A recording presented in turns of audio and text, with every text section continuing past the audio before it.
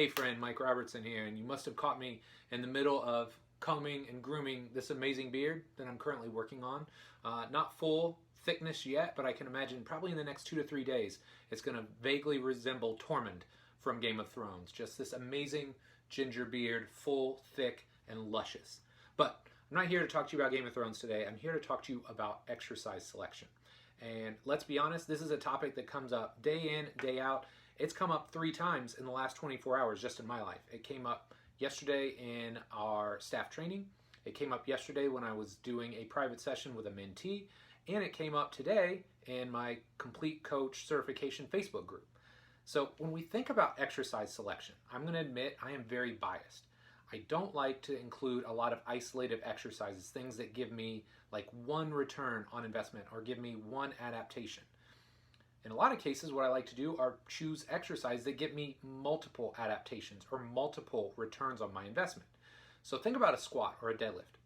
When you're performing those movements, you're getting a ton of bang for your buck. You're building strength, which underpins speed and power. You're recruiting a ton of motor units. You're working through generally a pretty full range of motion. In the case of the squat, you're teaching triple flexion. It's why I'm such a big believer in half kneeling and split stance type exercises, because now you're engaging the core, you're working propulsion on one side with loading on the other. If you're getting thorax rotation, there's just so many benefits that you get from those bigger bang exercises.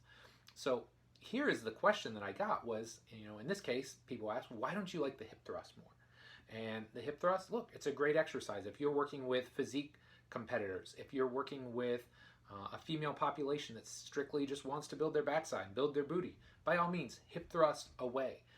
But unfortunately for me, that just doesn't carry a lot of weight for the clients and the population that I work with. They want to be a little bit more functional, if you will. They want to be more athletic. They want to be really streamlined in their exercise selection, because what they don't want to do is feel like they're doing 20 or 30 exercises to check all the boxes. So I think this is a really good rule of thumb, and it's a really good exercise if you're a trainer or a coach. When you start writing that next program and you put an exercise in, I want you to think about, what all am I getting out of this one exercise? And maybe it's one thing, maybe it's 6 or 8 or 10. And do that for every single exercise in your program. Try and determine, what am I getting out of this? And over time, start to challenge yourself and say, look, well, this is a great exercise, but it's only giving me 1 or 2 things. Can I pick a bigger bang exercise, or can I pick a better exercise that gives me a larger return on my investment? Because look, at the end of the day, we only have so many hours in the gym. We only have so much time with our clients and athletes.